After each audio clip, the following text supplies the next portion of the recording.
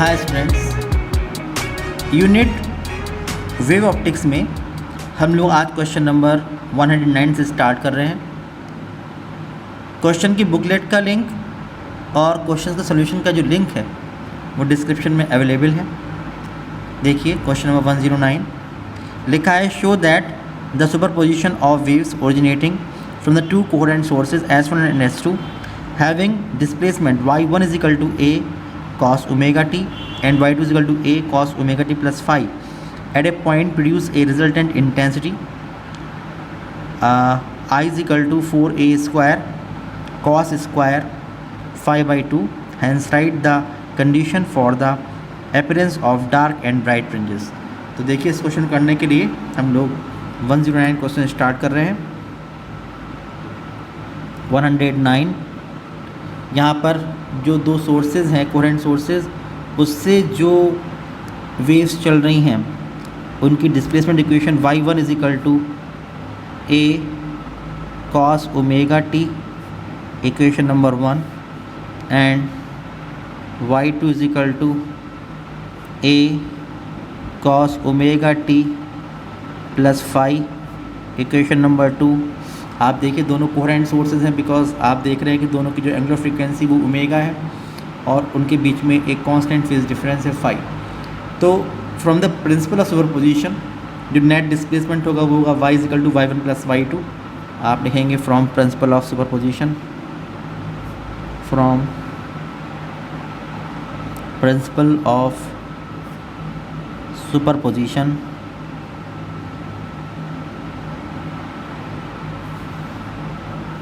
y is equal to y1 plus y2। तो y1 हो जाएगा a cos omega t plus ये हो जाएगा a cos omega t plus phi. इसको आप लोग ओपन कर दोगे तो y इज इक्वल टू हो जाएगा a cos omega t plus इसको जब ओपन करेंगे तो होगा a cos omega t into cos phi minus sine omega t into sine phi. तो y इज इक्वल टू हो जाएगा a cos omega t plus a cos omega t into cos phi minus a sine omega t into sine phi, ये हो जाएगा। उसके बाद आप देखिए यहाँ से हम लोग a कॉस ओमेगा t यहाँ से कॉमन निकालेंगे तो y is equal to a within bracket 1 plus ये इसकी 1 आ जाएगा, कॉस ओमेगा टी भी कॉमन लेंगे हम लोग, plus cos 5 into cos omega t, ये हो जाएगा। और यहाँ से minus a sine omega t minus a sine phi, ये लेंगे और इंटू साइन ओमेगा टी। नए पैरामीटर्स को इंट्रोड्यूस करने के लिए आप ये मानेंगे कि 1 प्लस यानी कि a into 1 plus cos phi, this is capital A cos theta, capital A या कैपिटल R कुछ भी मान सकते हैं। तो जहाँ पर कैपिटल A या कैपिटल R जो भी होगा ये रिजल्टेंट एम्पलीट्यूड होगा इस वेव का। और यहाँ पर जो लिखा है माइनस a साइन फाई, उसमें से जब a साइन फाई है इसको आप ले लेंगे और इसको मान लेंगे कि ये a साइन थीटा है। तो आप लिखेंगे let a 1 plus cos phi is equal to r cos theta equation number 3 and a sin phi is equal to R sine theta, equation number 4 ये आप मान लेंगे। अब ये वैल्यूज़ पुट कर देंगे आप लोग, पुटिंग दीज वैल्यूज़,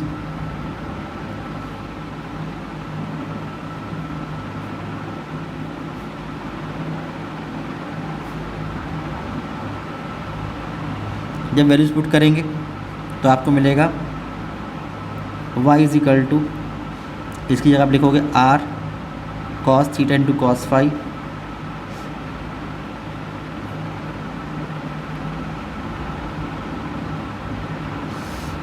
r इसकी जगह r cos theta into cos omega t, and minus इसकी जगह r sin theta into sine omega t, यहाँ से आप आर लोगे common,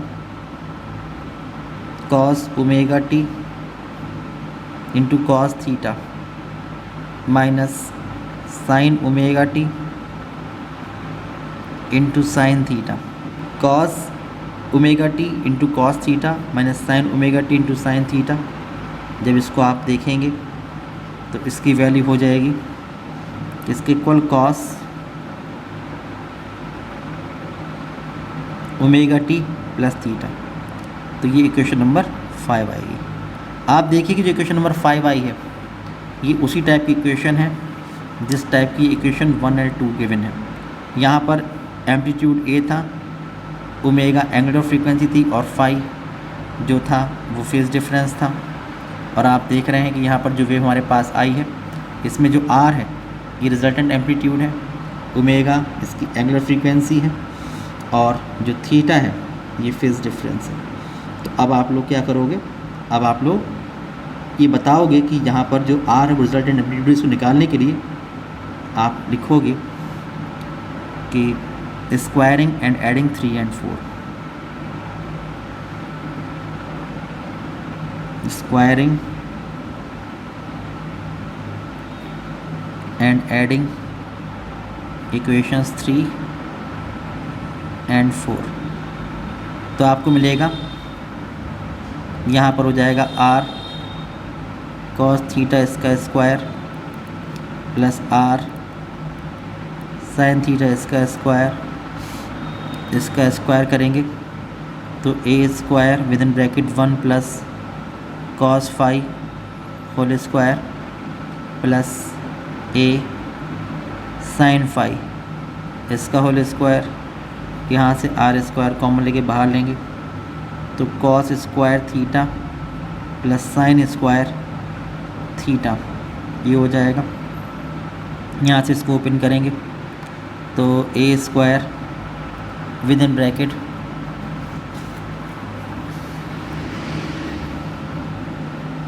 1 plus cos square phi plus 2 cos phi, इसका स्क्वायर करेंगे तो प्लस ए स्क्वायर साइन स्क्वायर फाई ये हो जाएगा। आप जानते हैं cos square theta plus sine square theta 1 होता है तो हो जाएगा आर स्क्वायर मल्टीप्लाइड बाई 1। देखो ए स्क्वायर तो ये आएगा A square plus A square cos square phi और A square sine square phi, यहाँ से ए स्क्वायर कॉमन निकालेंगे तो आएगा sine square phi plus cos square phi ये आ जाएगा और plus 2a square cos phi plus 2a square cos square phi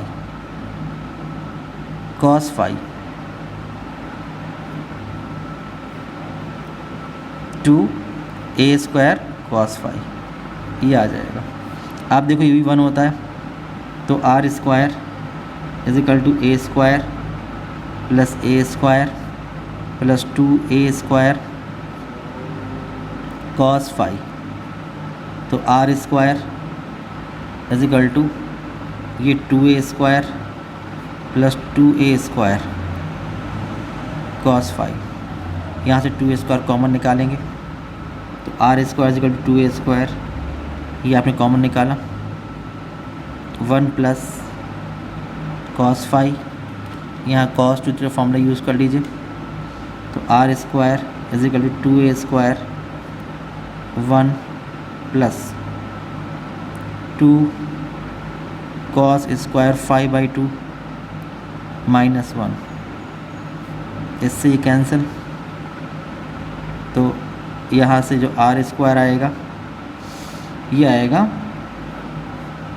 4a square cos square 5/2, ये निकल के आएगा। और आप लोगों को देखो, आपको प्रूफ क्या करना है, आप लोगों को प्रूफ ये करना है कि जो इंटेंसिटी होगी वो 4a स्क्वायर कॉस स्क्वायर 5/2 के इक्वल होगी। तो आप जानते हैं कि जो इंटेंसिटी ऑफ रिजल्टेंट वेव है, आप देख रहे हैं कि जो r था ये एम्पलीट्यूड था रिजल्टेंट वेव का, इसलिए जो इंटेंसिटी होती है वो directly proportional to R square होती है। इसलिए आप लिखोगे कि इंटेंसिटी ऑफ रिजल्टेंट वेव या रिजल्टेंट इंटेंसिटी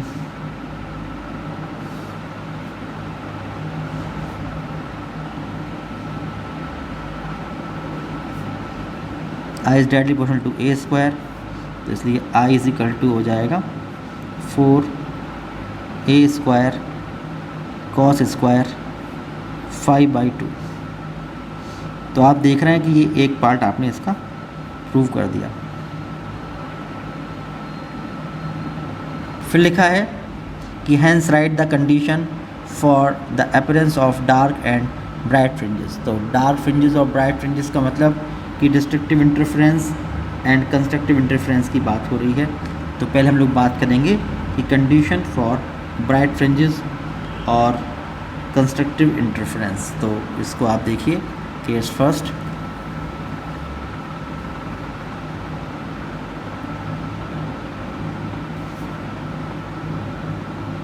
कंडीशन फॉर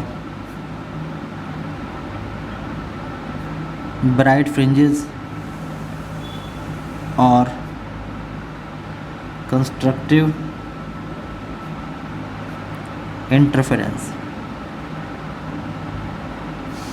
इसमें देखो क्या होना चाहिए कि वहाँ पर जो इंटेंसिटी है वो मैक्सिमम होनी चाहिए, कि जो आई है ये आई मैक्सिमम के इक्वल होना चाहिए।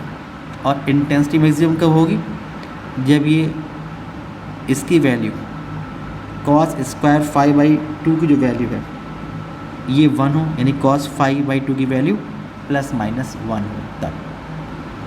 तो आप लिखेंगे इट इम्प्लाइज दैट कि कॉस स्क्वायर 5/2 ये 1 होना चाहिए, या कॉस स्क्वायर 5/2 और 1 है, तो इट इम्प्लाइज दैट कि कॉस 5/2 की वैल्यू ये ±1 होनी चाहिए।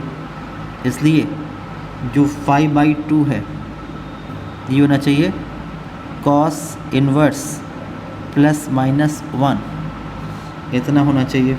और ±1 होने के लिए इसकी वैल्यू n पाई होना चाहिए, ठीक है। तो आप लिखोगे 5/2 की जो वैल्यू है ये n पाई के इक्वल होना चाहिए, where n is equal to 0, 1, 2, 3 and so on. जब 0 तो 0, ठीक है, जब 1 तो पाई, यानी कि फाई की वैल्यू 2 पाई। इसका मतलब जो फाई की वैल्यू है, जो हमारे पास फेज डिफरेंस, ये 2n पाई के इक्वल होना चाहिए, जहाँ पर n की वैल्यूज़ आप लेके चलोगे कि 0, 1, 2, 3 एंड सो ऑन। जब 0 पुट करोगे तो सेंट्रल ब्राइट फ्रिंज बनेगी, जब 1 तो फर्स्ट ब्राइट, सेकंड तो सेकंड ब्राइट, 3 तो थर्ड ब्राइट। या आप अगर देखो कि पार्ट जो हमारे पास ये फेज डिफरेंस आया है, इससे आप पार्ट डिफरेंस भी निकाल सकते हो। तो आप पार्ट डिफरेंस निकाल के देखोगे, आप लिखेंगे कि from phi is equal to 2 pi upon lambda into delta x, जो पाथ डिफरेंस होना चाहिए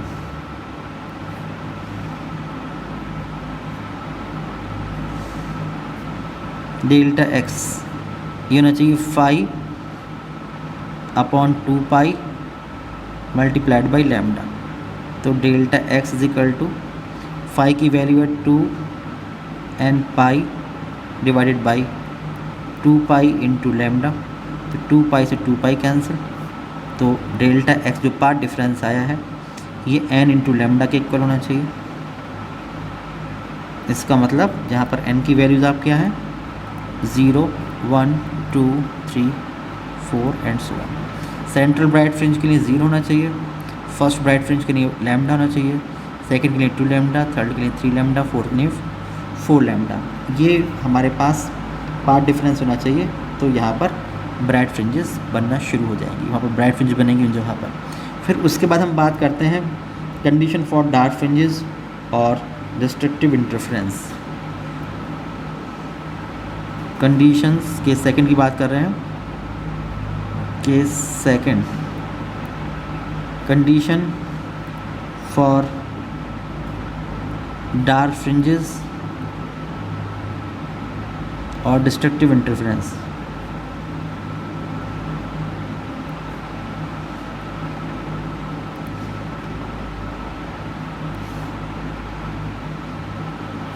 तो उसके लिए इंटेंसिटी मिनिमम होनी चाहिए, और मिनिमम इंटेंसिटी कितनी होती है 0। तो आई जो होना चाहिए वो आई मिनिमम यानी 0 होना चाहिए। तो उसके लिए जो कॉस स्क्वायर 5/2 था और वो 0 होना चाहिए। इसका मतलब कि कॉस स्क्वायर 5/2 ये 0 होना चाहिए, ठीक है ना। या जो कॉस 5/2 है ये 0 होना चाहिए, या जो 5/2 है वो होना चाहिए कॉस इन्वर्स 0। तो आप जानते हैं किस किस एंगल के लिए जो वैल्यू होगी वो 0 होगी। तो ये हो जाएगी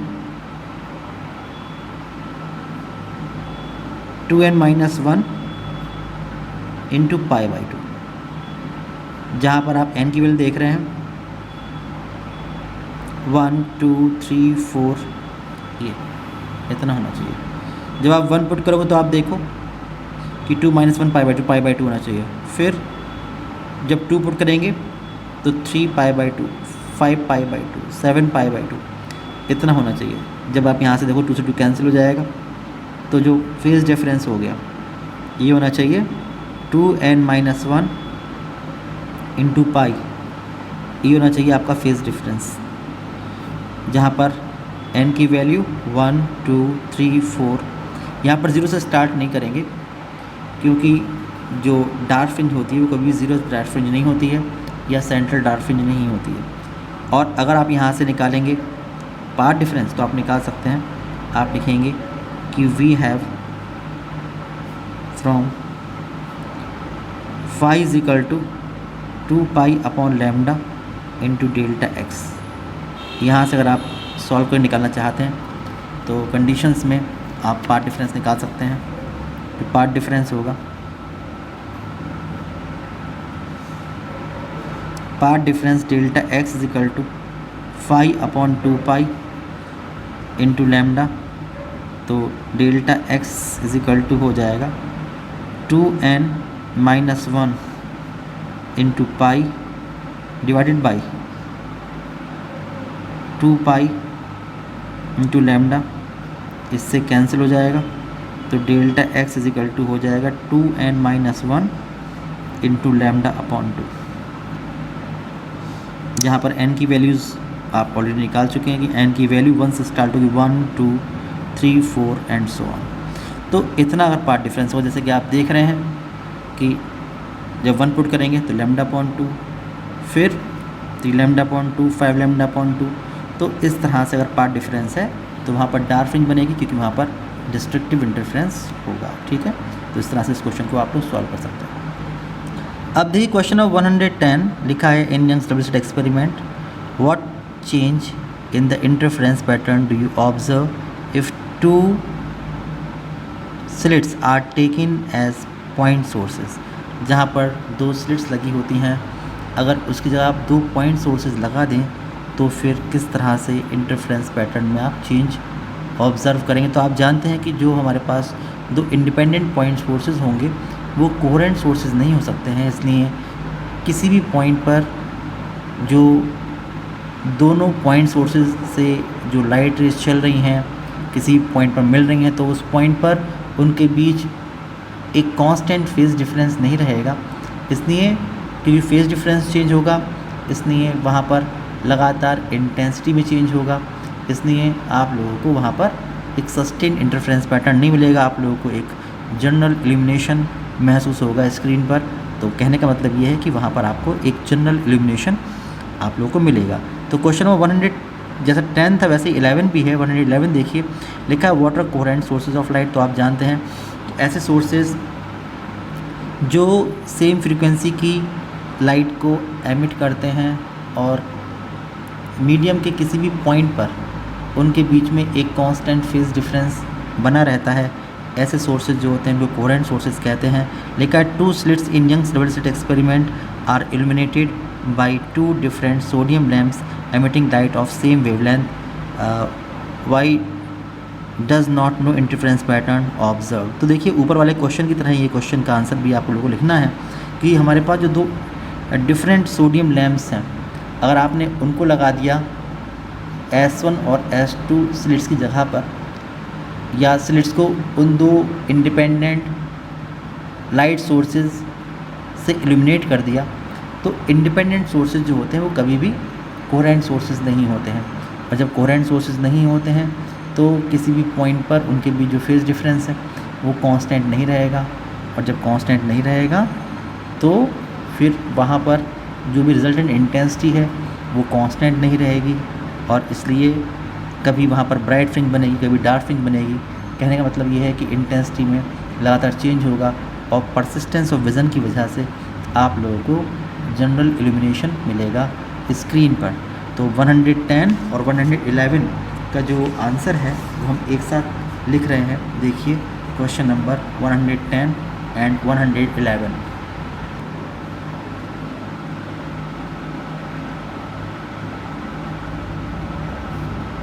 सबसे पहले coherent sources.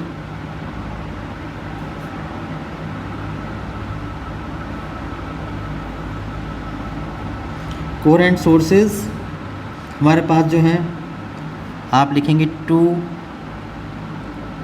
sources are said to be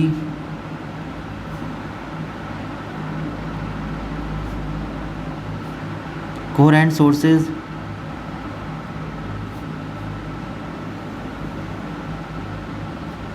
if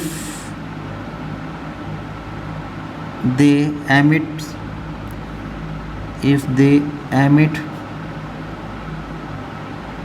light of same frequency. पहली बात तो फ्रीक्वेंसी सेम होनी चाहिए, सेम फ्रीक्वेंसी, ठीक है। Having sharply defined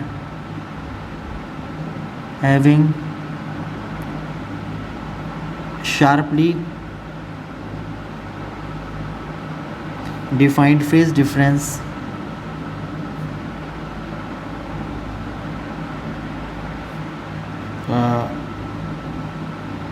between them at any point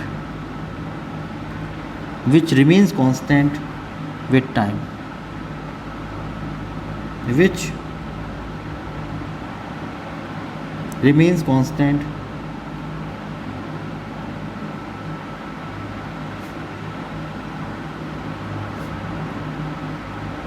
with time. ये तो पहली बात हो गई। और अगर हम लोग इंडिपेंडेंट सोर्सेज लेते हैं वो कभी कोहेरेंट सोर्सेज नहीं होते हैं। आप लिखेंगे 2 independent sources cannot be coherent sources. So at each point phase difference phi will will not be constant, hence resultant intensity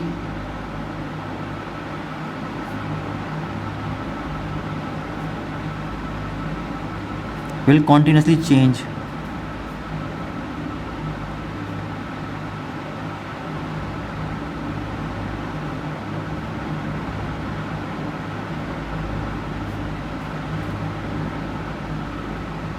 Due to persistence of vision,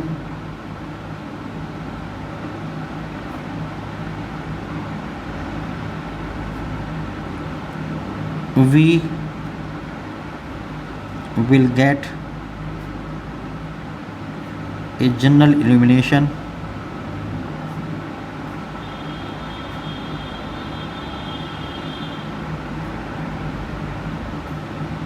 on the screen. तो इस वजह से आप लोगों को स्क्रीन पर एक जनरल इल्यूमिनेशन मिलेगा। क्वेश्चन नंबर 112 देखिए, लिखा है if x be the size of the source and y be its distance from the plane of the two slits, what should be the criteria for the interference fringes to be seen? तो इस question को करने के लिए question number 112 देखिए। 112 in Young's double slit experiment, आपको याद होगा कि हम लोग क्या करते थे कि यहाँ पर एक स्क्रीन, ये स्क्रीन ली हुई है आप लोगों ने, और इस स्क्रीन पर इंटरफ्रेंस फ्रिंजेस का पैटर्न देखने के लिए हम लोग यहाँ पर ये एक पॉइंट सोर्स लेते हैं, यहाँ पर डबल स्लिट ये लेते हैं, ये सोर्स है S, इससे जो कोरेंट सोर्सेज बन रहे हैं ये हैं S1 S2। आप जानते हैं कि ये तो है हमारे पास सोर्स, ये हमारे पास डबल स्लिट है, डबल स्लिट, और ये है स्क्रीन, ठीक है। अब यहाँ पर आप जानते हैं जो दो कोहेरेंट सोर्सेज होते हैं, जो स्लिट्स हैं, इनका जो सेपरेशन है, ये सेपरेशन है स्मॉल d, और डबल स्लिट के प्लेन से स्क्रीन तक की जो डिस्टेंस है ये है कैपिटल D। आप लोग जो लाइट यूज़ कर रहे हैं उसकी वेवलेंथ लैम्डा,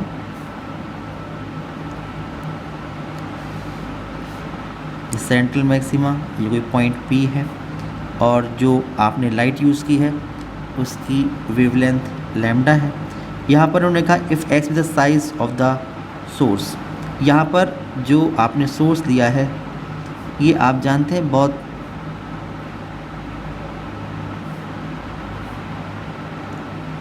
कम साइज़ के सोर्स होते हैं।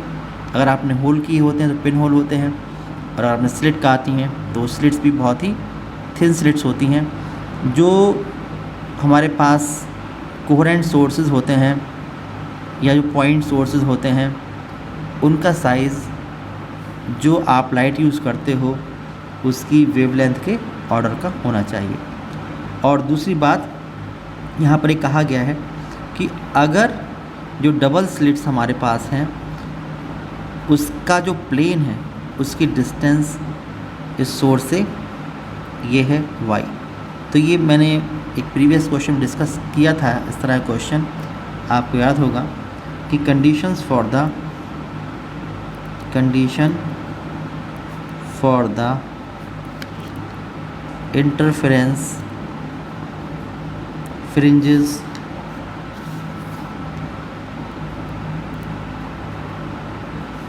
To be seen on the screen, ये था कि x upon y must be less than lambda upon d। अगर ये कंडीशन सेटिस्फाइड है तो आप लोगों को इस स्क्रीन पर फ्रिंजेस, इंटरफेरेंस फ्रिंजेस नज़र आएंगी। और अगर ये कंडीशन सेटिस्फाइड नहीं है, अगर आप लोग यहाँ पर इसका साइज़ इंक्रीज़ करते हैं तो क्या होगा, तो यहाँ से जो भी लाइट रेस निकलेंगी वो बैंड नहीं होंगी, डिफ्रैक्शन नहीं होगा। जब डिफ्रैक्शन नहीं होगा तो फिर यहाँ पर जो हमारे पास इंटरफेरेंस फ्रिंजेस मिल रही हैं, डार्क फ्रिंजेस और ब्राइट फ्रिंजेस, उनमें आपस में ओवरलैपिंग शुरू हो जाएगी। और जब वो ओवरलैपिंग शुरू होगी तो आप लोगों को बहुत ही क्लियर इंटरफेरेंस पैटर्न नहीं नज़र आएगा। और उसके बाद अगर आप लोग यहाँ पर सोर्स का साइज़ और भी बढ़ा देते हैं तो वो ओवरलैपिंग और बढ़ जाएगी। और जब ओवरलैपिंग और बढ़ जाएगी तो फिर आप लोग ब्राइट फ्रिंजेस और डार्क फ्रिंजेस को अलग अलग देख नहीं पाएंगे, फाइन फ्रिंजेस नहीं होंगी। और फिर आप लोग देखेंगे कि जो ओवरलैपिंग उतनी बढ़ गई है कि आप लोग को यहाँ पर एक जनरल इल्यूमिनेशन नज़र आने लगेगा स्क्रीन पर। तो इसलिए ये ज़रूरी है कि अगर ये कंडीशन सेटिस्फाई होती है तो आप लोग एक सस्टेन इंटरफेरेंस, एक ऐसा इंटरफेरेंस पैटर्न जिसमें एक अच्छा कंट्रास्ट होता है ब्राइट फ्रिंजेस और डार्क फ्रिंजेस के बीच में, वो आप लोगों को यहाँ पर नज़र आएगा। ठीक है, क्वेश्चन नंबर 113 ये देखिए।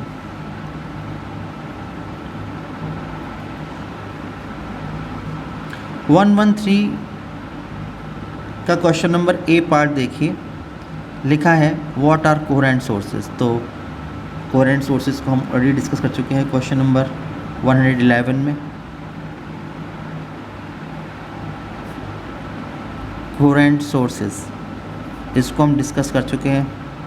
आप जानते हैं कि यहाँ पर आप लिखेंगे आंसर ऑफ क्वेश्चन नंबर 111। इसमें आपको याद होगा कि कोहेरेंट सोर्सेज ऐसे सोर्सेज होते हैं जो सेम वेवलेंथ की लाइट रेस को एमिट करते हैं और किसी भी पॉइंट पर उनके बीच जो फेज़ डिफरेंस होता है वो शार्पली डिफाइंड होता है और टाइम के साथ वो कांस्टेंट रहता है। जब टाइम के साथ कांस्टेंट रहेगा तो फिर वहाँ पर जब फाई कांस्टेंट रहेगा तो उस वजह से वहाँ पर जो इंटेंसिटी है वो भी कांस्टेंट बनी रहेगी और आप लोगों को एक सस्टेन इंटरफेरेंस पैटर्न वहाँ पर नज़र आएगा। तो इस तरह से इसका आपको आंसर देना है कि कोहेरेंट सोर्सेज क्या होते हैं। क्वेश्चन नंबर इसके इसी पार्ट में, ए पार्ट में ही ये लिखा है कि why are coherent sources required to produce interference of light. तो कोहेरेंट सोर्सेज ही क्यों चाहिए होते हैं, ये आपसे पूछ रहे हैं कि कोहेरेंट सोर्सेज की नीड क्यों होती है जहाँ पर आप लोगों को एक सस्टेन इंटरफेरेंस पैटर्न चाहिए होता है। तो आप लिखेंगे कि इन केस मैंने जैसे कि बताया आप लोगों की, अगर कोहेरेंट सोर्सेज तो किसी भी पॉइंट पर जो फेज डिफरेंस है वो कांस्टेंट रहेगा। तो आप लिखेंगे in case of coherent sources, in case of coherent sources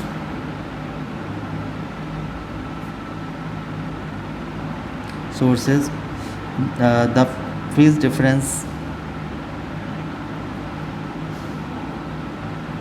phase difference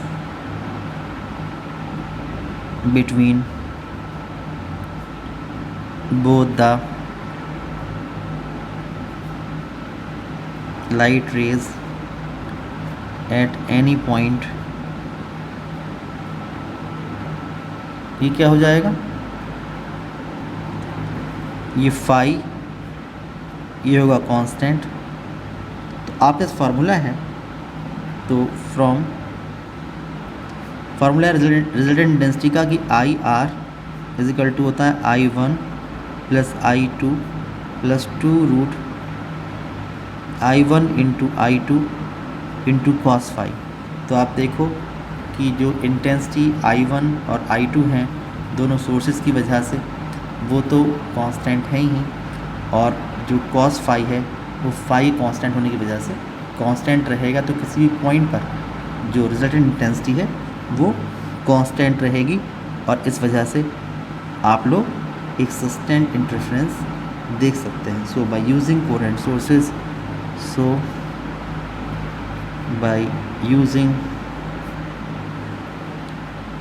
sources, we can obtain a sustained interference pattern.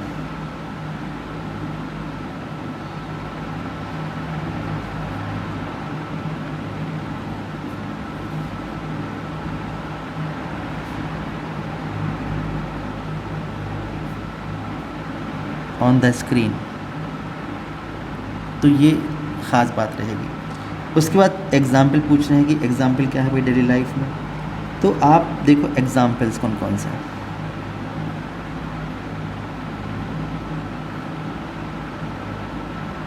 तो एग्ज़ाम्पल्स ये हैं कि आप जानते हो कि अगर कहीं पर पानी की सरफेस के ऊपर कहीं पर एक थिन ऑयल लेयर फॉर्म होती है, तेल फैल जाता है पानी की सरफेस पर, या आपके पास जो सोप सॉल्यूशन के बबल होते हैं, अगर आप लोग उसको नेचुरल वाइट लाइट में देखते हैं तो दोनों ही चीज़ों में आप लोगों को डिफरेंट कलर्स नज़र आते हैं, यानी कलर फ्रिंजेस नज़र आया करते हैं। तो ये जो है ये इंटरफ्रेंस की वजह से ही होता है। होता क्या है, होता देखो ये है कि ये वाटर सरफेस है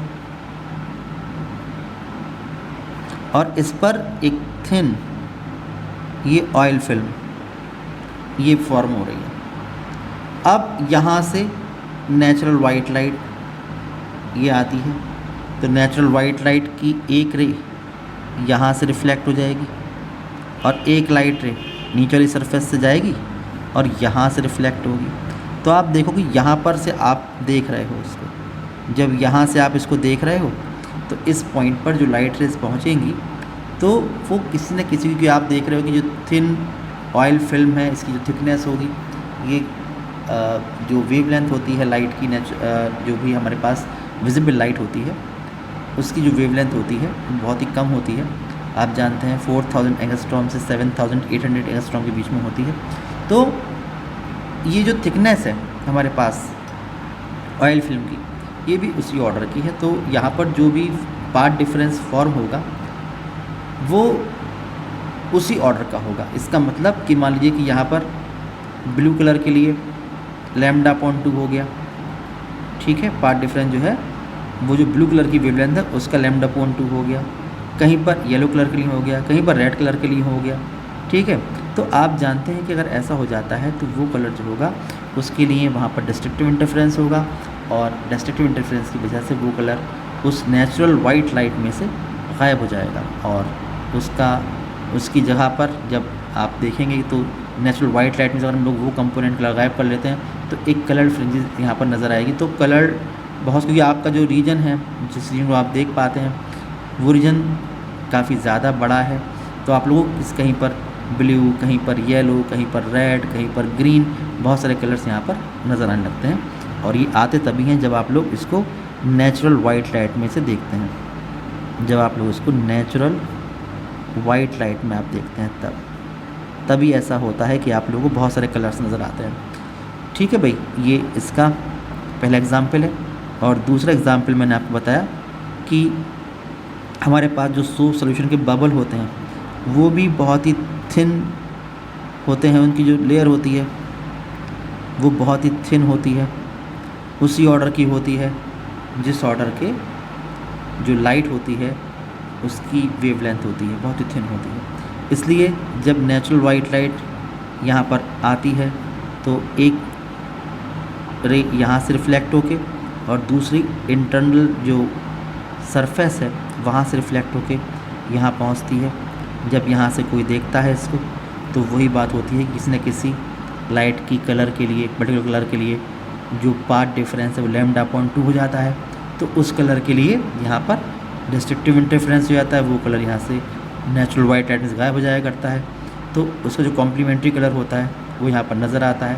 तो इस तरह से आप देखते हैं कि या तो जो वाटर सरफेस है उसकी सरफेस पर अगर कोई भी थिन ऑयल फिल्म फैल जाती है तो, या हमारे पास जो सोप सॉल्यूशन के बबल हैं उसको अगर आप देखते हैं नेचुरल वाइट लाइट में तो आपको कलर फ्रिंजेस या डिफरेंट कलर्स मिलते हैं। तो एग्जांपल्स में आप लिखेंगे कि colour fringes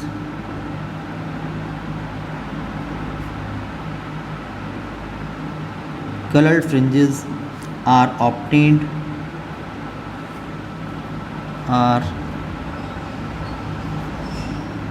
obtained by A part, जैसे कि लिखा है, फिगर बनी हुई है, thin oil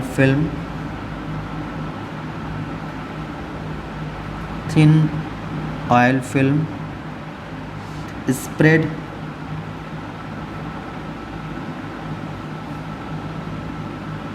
over water surface,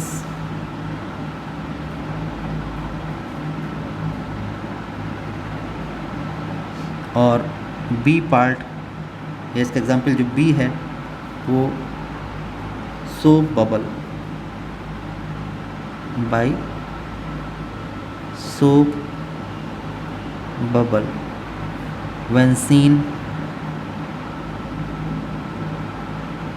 in natural white light.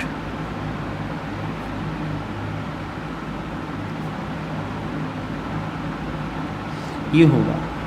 उसके बाद इसका नेक्स्ट पार्ट देखिए, इसी क्वेश्चन का जो नेक्स्ट पार्ट है, बी पार्ट,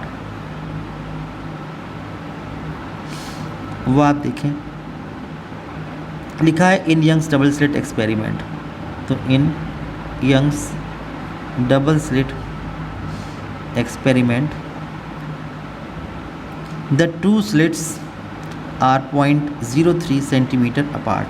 तो आप देखो स्मॉल डी ये है 0.03 सेंटीमीटर या 0.03 × 10⁻² मीटर या 3 × 10⁻⁻4 मीटर, इतनी डिस्टेंस पर दोनों स्लिट्स हैं। And the screen is placed at a distance of 1.5 metre away from the slits. तो कैपिटल डी ये गिवन है 1.5 metre.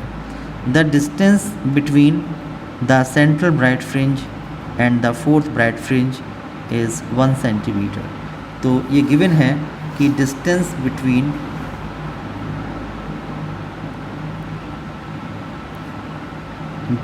Between fourth bright fringe and central bright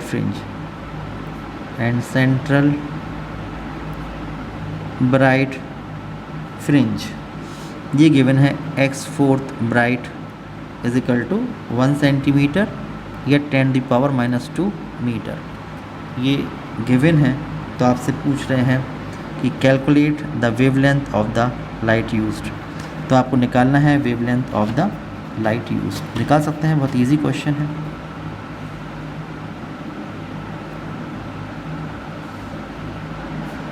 wavelength of the light used lambda, इसकी value आप लोगों को निकालना है। तो आप लिखेंगे कि फार्मूला आप जानते हैं, फार्मूला आपके पास है कि वी हैव, क्या फार्मूला होता है कि एक्स एम ब्राइट यानी कि एम एच ब्राइट फ्रिंज की डिस्टेंस सेंट्रल मैक्सिमा से, ये होता है M D lambda upon D, ये फार्मूला होता है। इस फार्मूले को आप यूज़ करेंगे। आप लिखेंगे कि फॉर फोर्थ ब्राइट फ्रिंज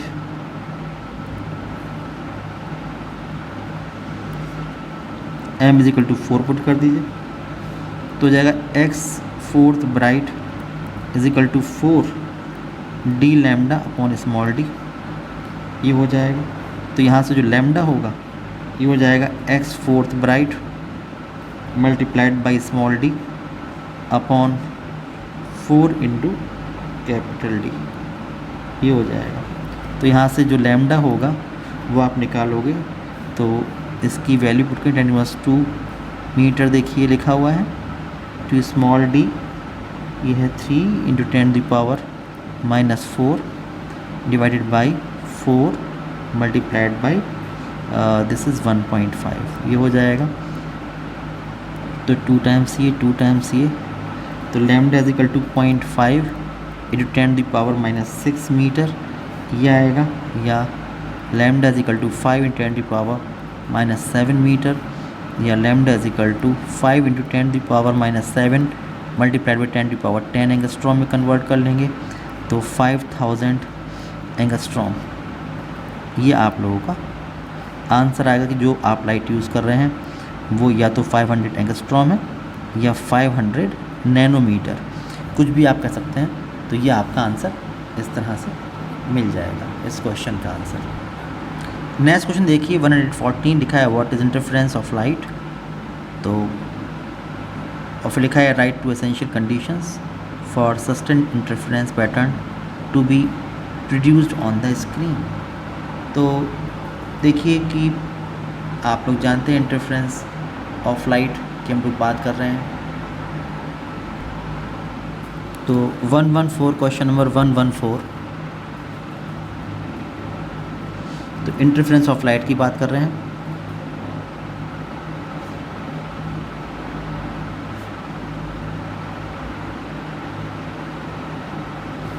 आप जानते हैं कि अगर हमारे पास जो दो कोहेरेंट सोर्सेज हैं जिनको आप यंग्स डबल स्लिट एक्सपेरिमेंट में स्लिट्स S1 और S2 कहते हैं, अगर उससे सेम फ्रीक्वेंसी की दो लाइटें चल रही हैं और स्क्रीन पर किसी भी एक पॉइंट पर अगर उनके बीच एक कांस्टेंट फेज डिफरेंस रहता है और वो एक ही डायरेक्शन में ट्रैवल कर रही हैं और सुपर इम्पोज करती हैं, तो किसी भी जगह पर जो इंटेंसिटी होती है, आप पढ़ चुके हैं कि रिजल्ट इंटेंसिटी जो होती है IR is equal to I1 plus I2 plus 2 root I1 I2 into cos phi होती है।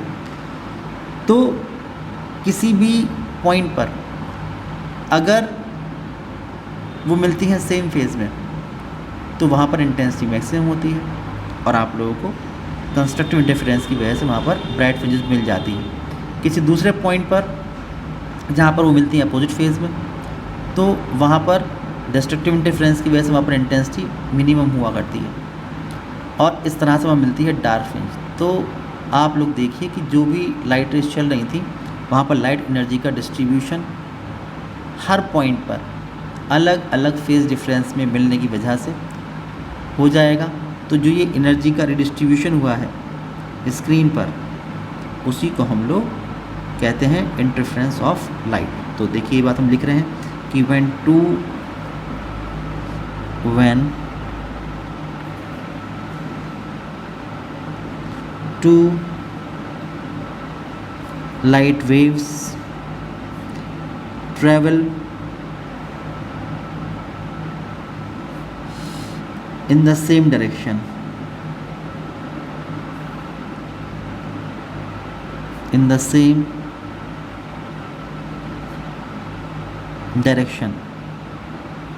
by coherent sources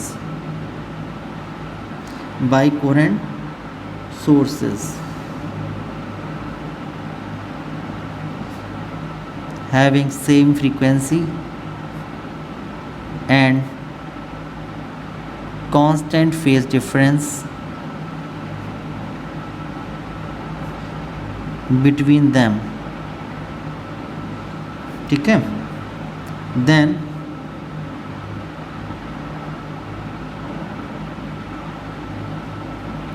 they superpose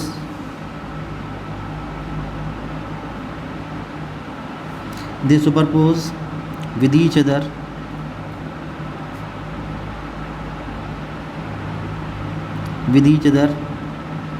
then the intensity in the region of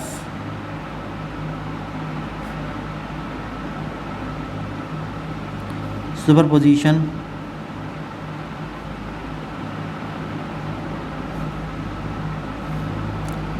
get redistributed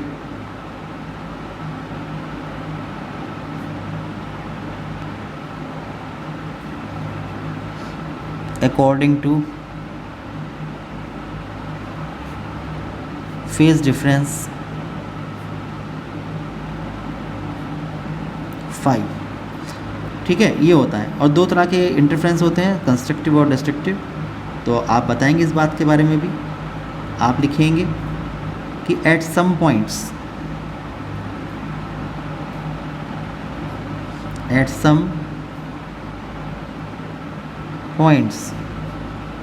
resultant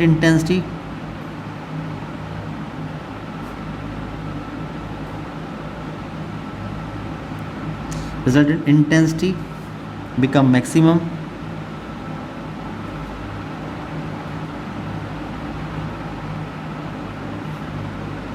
ठीक है, ये होगा due to constructive interference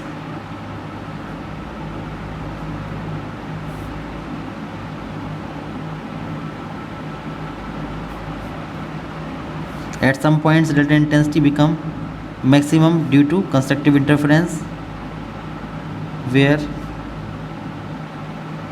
they superpose in same phase.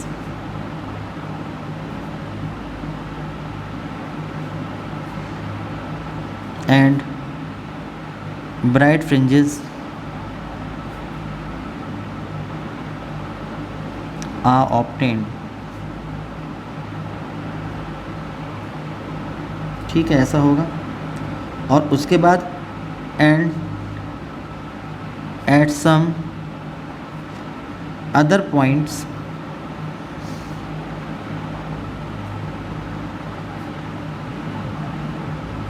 where they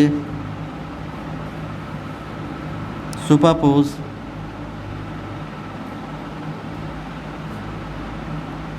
in opposite phase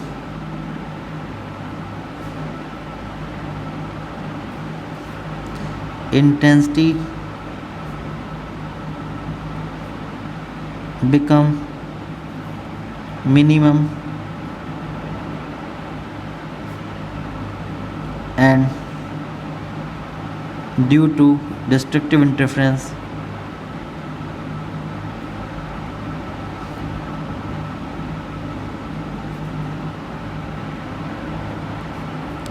dark fringes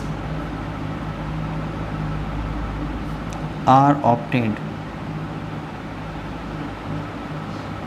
ये आप जानते हैं, दो तरह के इंटरफेरेंस हो गए. तो इसका मतलब कि this phenomena of redistribution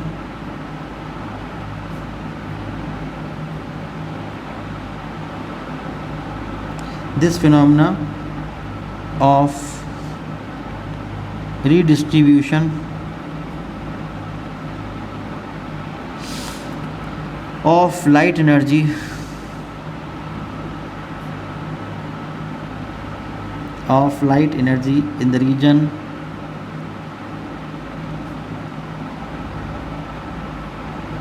of superposition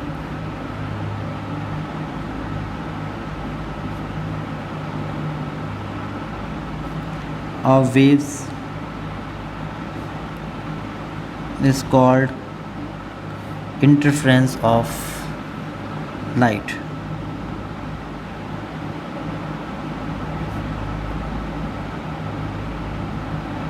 तो ये होता है इंटरफेरेंस. फिर आपसे पूछ रहे हैं कि कंडीशंस फॉर सस्टेन इंटरफेरेंस. तो मैं आपको याद दिला दूं कि जो कंडीशंस हैं सस्टेन इंटरफेरेंस की, वो पहली बात तो ये कि कोहेरेंट सोर्सेज होने चाहिए. इसका मतलब ये हुआ कि दोनों जो सोर्सेज हैं जिनको हम कोहेरेंट सोर्सेज कह रहे हैं वो सेम फ्रीक्वेंसी की लाइट को एमिट करें और उनके बीच एक कांस्टेंट फेज डिफरेंस रहे.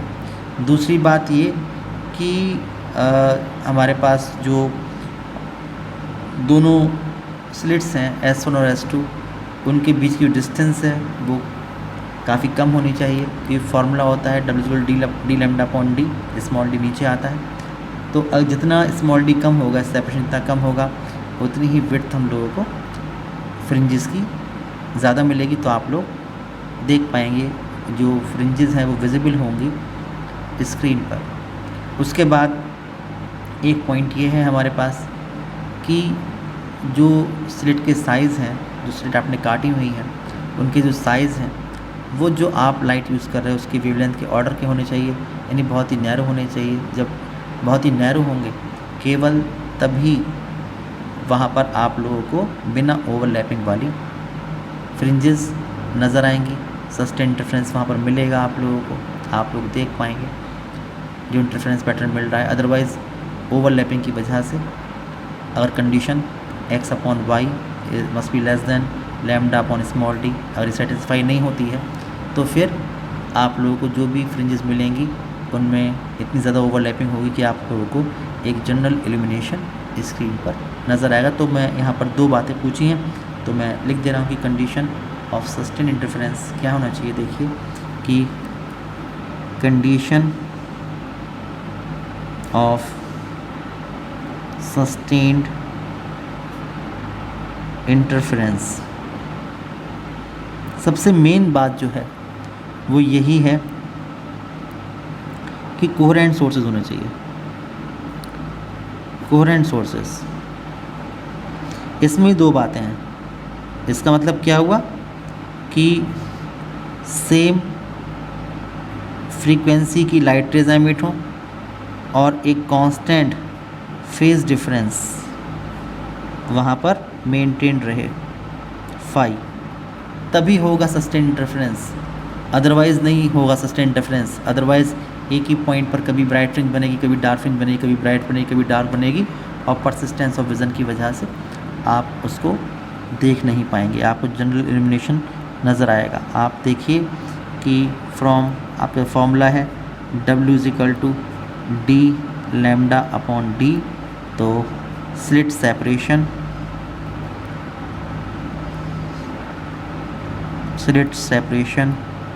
Small D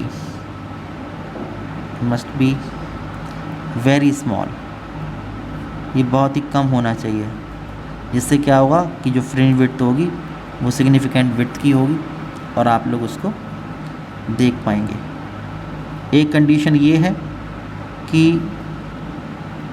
x upon Y must be less than lambda upon D, ये कंडीशन सेटिस्फाई होनी चाहिए, इसलिए जो साइज़ ऑफ द स्लिट्स है वो काफ़ी कम होना चाहिए। Size of the slits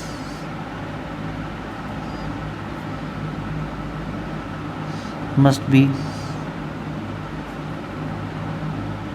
very small, या नैरो स्लिट्स होनी चाहिए,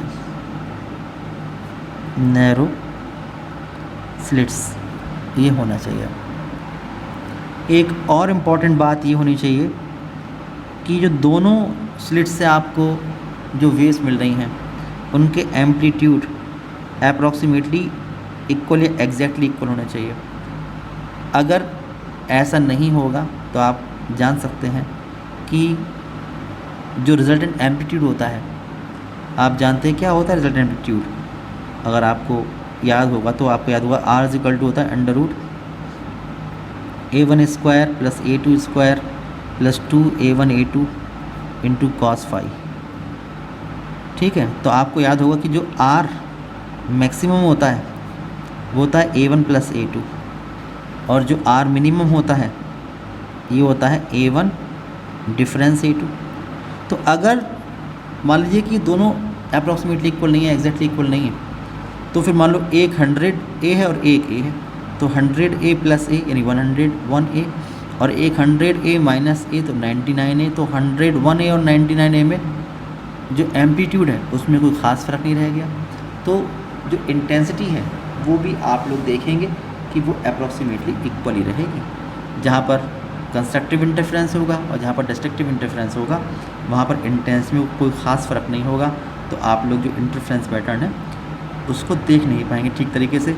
इसलिए ये जो कंडीशंस मैंने आपको बताई हैं ये कंडीशन सेटिस्फाई होनी चाहिए। ओके, उसके बाद फिर देखो लिखा है कि draw a graph showing the variation of intensity versus its position on the screen in Young's double slit experiment when both the slits are open and B part है when one of the slit is close. तो आप जानते हैं अगर दोनों slit open है तो आप लोगों को जो यंग्स डबल स्लिट एक्सपेरिमेंट में ग्राफ मिलता है इंटेंसिटी और पोजीशन के बीच में, जहाँ पर सारी फ्रिंजेस जो होती हैं वो सेम इंटेंसिटी की होती हैं, वैसा आप लोगों को ग्राफ मिल जाएगा। और अगर आपने एक स्लिट को क्लोज़ कर दिया है तो आप लोगों को डिफ्रैक्शन पैटर्न वाला कर्व मिलेगा, जहाँ पर आप जानते हैं कि जो सेंट्रल मैक्सिमा होता है उसकी इंटेंसिटी और उसकी विड्थ जो होती है वो ज़्यादा होती है जो हमारे पास सब्सिडरी मैक्सिमास होते हैं उसके मुकाबले। उसकी विड्थ डबल होती है, और इंटेंसिटी अगर आप लोग दूर जाते हैं सेंट्रल मैक्सिमा से तो लगातार कम होती चली जाया करती है। तो इस तरह के आप लोगों को इंटेंसिटी के पैटर्न मिलेंगे। तो हम लोग बात कर रहे हैं कि graphs between intensity and position, यही कह रहे हैं। Graph showing the variation of intensity versus its position. तो आप देखिए कि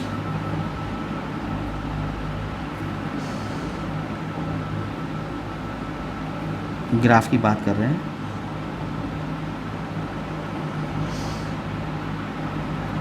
graphs showing the variation of intensity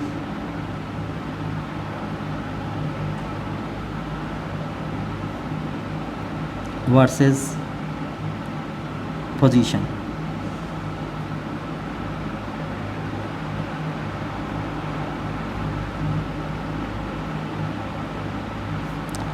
Versus its position. तो आप देखिए पहले एक पार्ट में हम लोग लिखेंगे कि when both the slits are open, when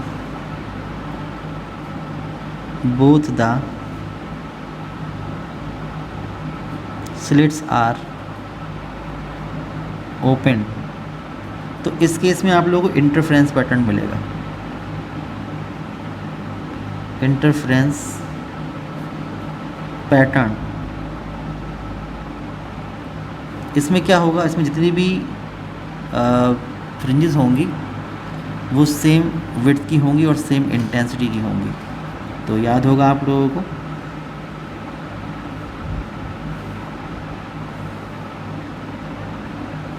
ये इंटेंसिटी है और ये इसकी लीनियर पोजीशन है। तो आप जानते हैं कि यहाँ पर जितनी भी फ्रिंजेस मिलेंगी उन सब की इंटेंसिटी कैसी होगी, इक्वल होगी। यहाँ पर सेंट्रल ब्राइट फ्रिंज मिलेगी, ये सेंट्रल ब्राइट फ्रिंज, फिर डार्क, फिर ब्राइट, फिर डार्क, फिर ब्राइट, फिर डार्क, इस तरह से मिलेंगी। और यहाँ पर भी आपको ऐसी फ्रिंजेस मिलेंगी इस तरह से। आप देखिए कि जो सेंट्रल ब्राइट फ्रिंज होती है इसको हम ज़ीरोथ ब्राइट फ्रिंज कहते हैं, ये ज़ीरोथ ब्राइट फ्रिंज। उसके बाद ये डार्क फ्रिंजेस मिलती हैं।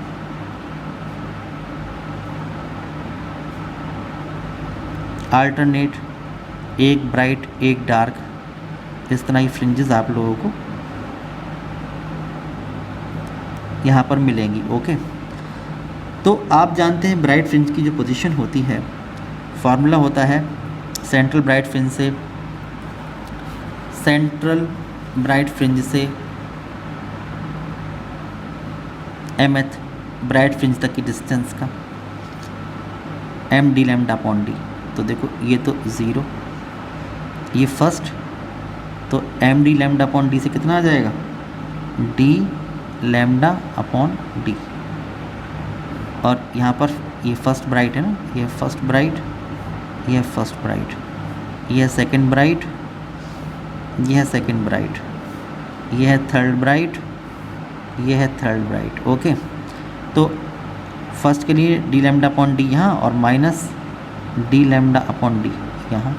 सेकंड के लिए 2d लैम्डा अपॉन डी यहाँ, और यहाँ पर इस तरफ है तो इसलिए -2d लैम्डा अपॉन डी।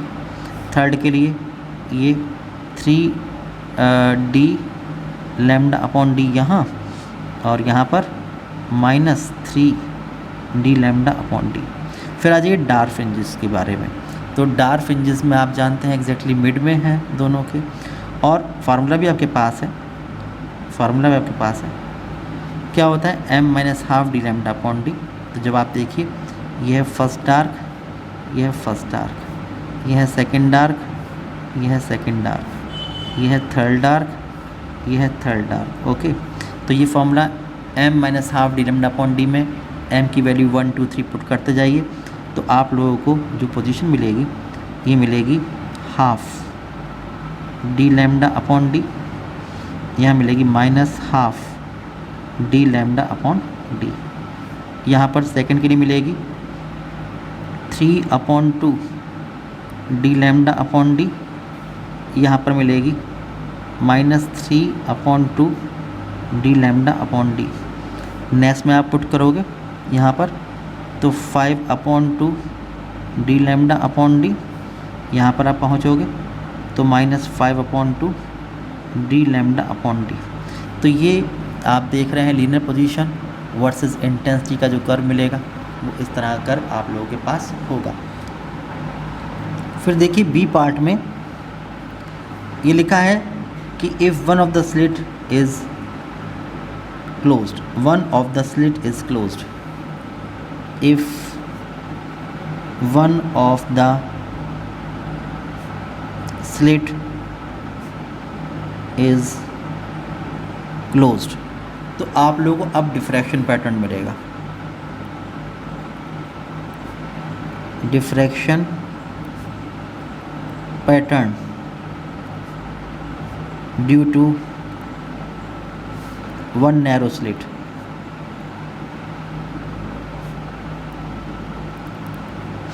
ये आप लोगों को मिलेगा। इसमें आप लोगों को याद होना चाहिए कि ये है लीनियर पोजीशन x और ये है इंटेंसिटी, ये है इंटेंसिटी I। तो आप लोगों को जो भी ग्राफ मिलेगा वहाँ पर स्लिट्स का, उसमें ये होगा सेंट्रल मैक्सिमा, ये सेंट्रल मैक्सिमा होगा। और उसके बाद आप देखोगे इंटेंसिटी आपकी लगातार कम होती चली जाएगी। ये central maximum, first subsidiary maxima, second subsidiary maxima. यहाँ पर सेंट्रल मैक्सिमम ये हो गया, फिर first subsidiary maxima, second subsidiary maxima, इस तरह का मिलेगा। और बीच में ये जो मिलेंगे ये फर्स्ट मिनीमा, ये फर्स्ट मिनीमा, ये सेकंड मिनीमा, ये सेकंड मिनीमा, ये थर्ड मिनीमा, ये थर्ड मिनीमा। तो आप देखो कि ये ज़ीरोथ ब्राइट है सेंट्रल मैक्सिमम, फिर ये फर्स्ट डार्क, ये फर्स्ट डार्क, ये सेकंड डार्क, ये सेकंड डार्क, ये थर्ड डार्क, ये थर्ड डार्क। ओके। और उसके बीच में आप लोगों को जो मिल रहे हैं ये सब्सिडरी मैक्सिमा है। तो ये फर्स्ट ब्राइट, ये फर्स्ट ब्राइट, ये सेकंड ब्राइट, ये सेकंड ब्राइट। ओके। तो फार्मूला होता है, वैसे आप जानते हैं जो एंगुलर पोजीशन में फार्मूला होता है, ये होता है lambda upon E, where small E is the size of slit. Okay. तो यहाँ पर सेंट्रल मैक्सिमम को हम लोग 0 पर मानते हैं। उसके बाद आप जानते हैं कि जो फर्स्ट मिनिमा है वो होता है लैम्डा अपॉन ई, एंगुलर पोजीशन डी से मल्टीप्लाई करेंगे कैपिटल डी से तो लीनियर पोजीशन आ जाएगी। तो lambda upon E into D, ये फर्स्ट मिनिमा, और यहाँ पर minus lambda upon E into D, ये इधर का फर्स्ट मिनिमा। सेकेंड मिनिमा के लिए यहाँ पर 2 लैम्डा अपॉन ई और यहाँ पर -2 लैम्डा अपॉन ई। थर्ड मिनिमा के लिए 3 लैम्डा अपॉन ई और यहाँ पर -3 लैम्डा अपॉन ई। जो सब्सिडरी मैक्सिमा है जैसे कि आप देख रहे हैं यहाँ पर, ये इनके ठीक बीच में ये अपीयर हो रहे हैं, ठीक बीच में अपीयर हो रहे हैं। तो इनके लिए जब आप देखोगे तो इसका और इसका मीन जब आप लोगे तो 3 lambda upon 2e into D, ये हो जाएगा। यहाँ पर -3 lambda upon 2e into D, ये हो जाएगा। यहाँ पर आप देखोगे तो हो जाएगा 3 + 2 अपॉन 2 यानी 5 lambda upon 2e into D, ये हो जाएगा। यहाँ पर आप देखो -5 lambda upon 2e into D, ये आ जाएगा। तो इस तरह से आप लोगों को यहाँ पर जो इंटेंसिटी का वेरिएशन है डिस्टेंस के साथ, पोजीशन के साथ, वो कर्व आप लोगों को इस तरह से मिल जाएगा। उसके बाद इसका एक पार्ट और भी है जिसमें स्टार लगा हुआ है, ये स्टार लगा हुआ है, लिखा है what is the effect on the interference pattern in Young's double slit experiment when C part है the screen is move closer to the plane of slits, यानी कि स्क्रीन टॉप स्लिट के जो प्लेन है उसके पास लेके आते हैं, यानी कैपिटल डी को डिक्रीज़ करते हैं, और स्मॉल डी पार्ट है separation between the two slits is increase, जो सेपरेशन इन स्मॉल डी को आप इंक्रीज़ करते हैं तो उस वक्त जो फ्रिंज पैटर्न है उस पर क्या असर पड़ेगा। तो आप जानते हैं कि in Young's double slit experiment जो फ्रिंज विड्थ आपके पास होती है, fringe width W is equal to D lambda upon D ये होती है। इसमें इन्होंने ये कहा सी पार्ट में कि आप लोग स्क्रीन को और पास लेके आते हैं जो स्लिट के प्लेन है, तो आप देख रहे हैं कि उस केस में जो कैपिटल डी है वो डिक्रीज़ होगा। इफ़ कैपिटल डी डिक्रीजेस, तो यहाँ से आप देख रहे हैं कि फ्रॉम ए तो W is directly proportional to capital D ये हो जाएगा। और आप देख रहे हैं कि जब इसको आप डिक्रीज़ करेंगे तो इट इम्प्लाइज दैट कि जो W है, जो फ्रिंज विड्थ है, वो भी कम हो जाएगी। फिर आप देखिए डी पार्ट में आपने कहा कि जो separation between both the slits in small D उसको आप इंक्रीज़ करते हैं, तो आप लिखेंगे कि if small D increases then again from A आप देख रहे हैं जो फ्रिंज विड्थ है that is inversely proportional to small D, और आप डी को क्या कर रहे हो, बढ़ा रहे हो, तो जो फ्रिंज विड्थ है वो कम हो जाएगी। इट इम्प्लाइज दैट कि W ये कम हो जाएगा। तो इस तरह से आप समझ सकते हैं। क्वेश्चन नंबर 116 देखिए, 116 लिखा है how does the angular separation between the fringes in single slit diffraction experiment change when the distance of separation between the slit and the screen is doubled, यानी कैपिटल डी को आप double कर रहे हैं। तो आप जानते हैं कि इन सिंगल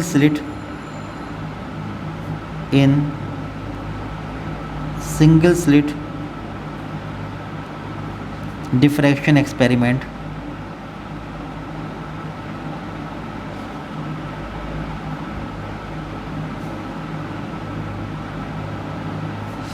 एंगुलर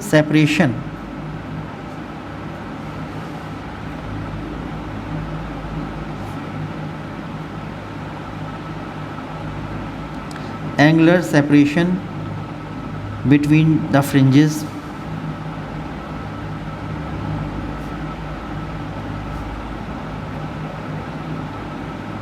तो कितना होता है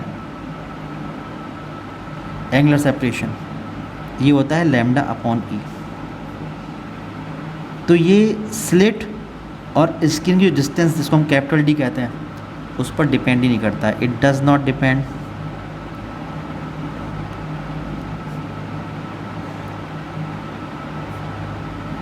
on the distance between the slit and screen,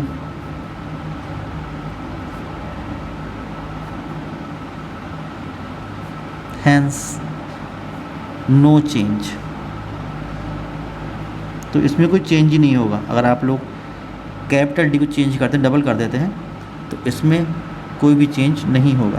question number 117 लिखा है how does the fringe width in Young's double slit experiment change when the distance of separation between the slits and the screen is doubled. तो ये तो आसान सी बात है, आप जानते हैं कि in Young's double slit experiment fringe width का फॉर्मूला होता है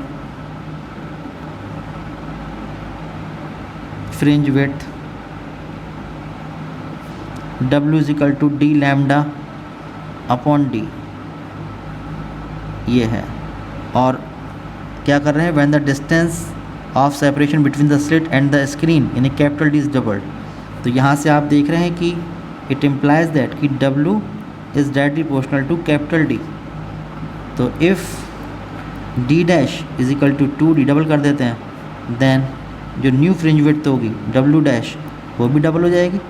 तो आप लिखोगे then fringe width will also become double. आप लिखेंगे hence fringe width will also become double, ये भी डबल हो जाएगी।